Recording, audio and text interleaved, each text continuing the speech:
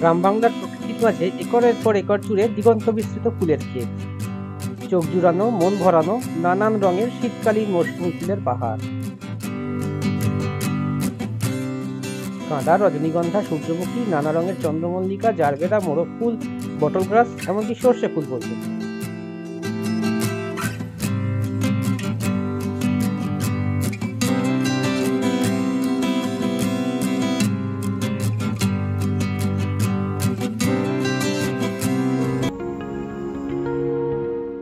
শীতের মিঠে রোদ গায়ে মেখে একটা বেলা হঠাৎ যেন হারিয়ে যাওয়া ছোট্ট ছোট্ট ভালো লাগায় গাঁথা এক দুনিয়ায়।